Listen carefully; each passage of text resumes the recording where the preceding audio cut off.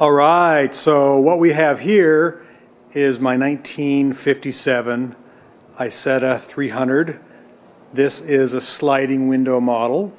It's pretty special to me since it's never been restored, completely unrestored.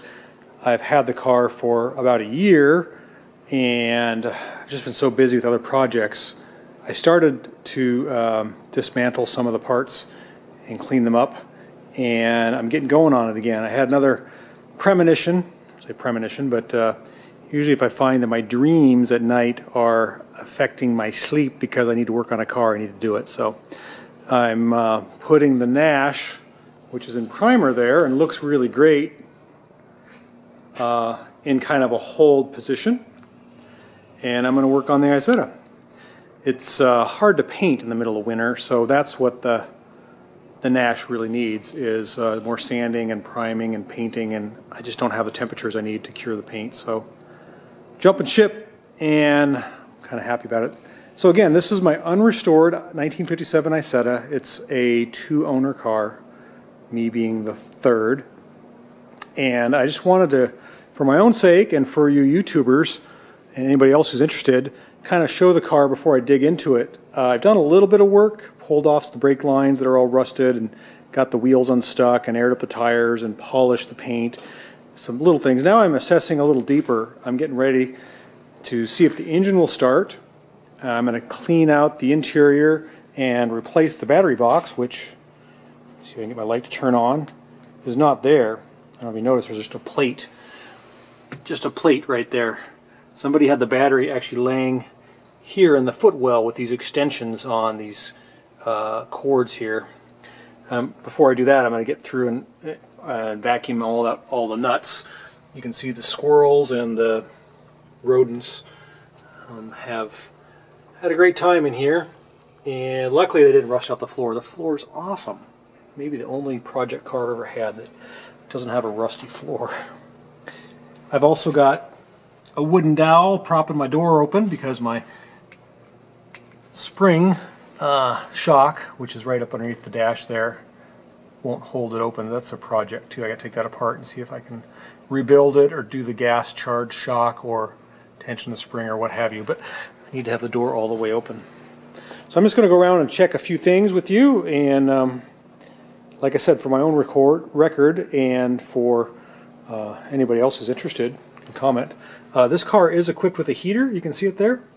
It's kind of a nice little option. It also has what's called the tropical air door. It has these vents here in the front that let cool air either come up, I believe, to the bottom of the windshield here or to your knees by the flip of that switch. So that's pretty cool. I'm pretty psyched about that. I just noticed today that the sunroof, although it works, a little frayed. These parts have come unsewn. Bummed about that, so I'll probably be looking at a new sunroof, or at least new fabric. Originally the engine was stuck, completely stuck, and I've been kind of playing with it. I filled the cylinder, since the carburetor was off, full of oil, and I got it to turn over, and it sounds like it has compression. I can actually turn it by hand, and I can see the points moving in there. And I've checked out the Dynastart just visually. There's good brushes, and it looks like all the wires are there. The stem or the post there on the top is solid. This thing is original. It's original coil wire. The oil is clean. I'm really tempted to try to start it. I was just gonna take this engine apart, but I don't know. I'm missing a few things on the carburetor. I've got to order some parts, and fuel valve I've got cleaned. I put the carburetor in the soup. I need some shift rods and some brake lines, and I'm getting all excited. I'm getting ahead of myself. There's also a big dent there. You can see that dent. It's just a shallow dent. I think I can pop that out from the inside if I take the panel off. So I might be getting ahead of myself, but like I said, this is just a video record of what I'm doing. I'm probably going to pop the gas tank out and get that cleaned, although it looks really super duper clean in there.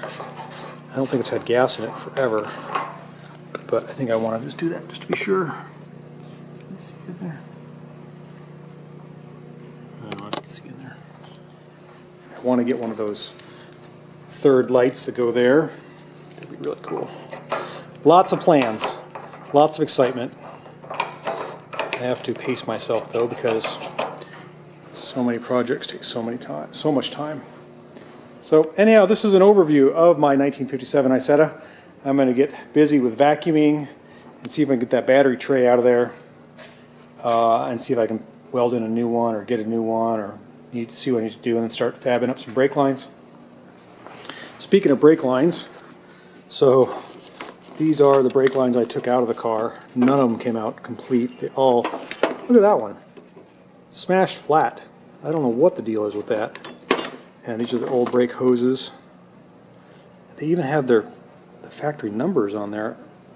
Maybe those are new old stock. I don't know. I'm not going to use them.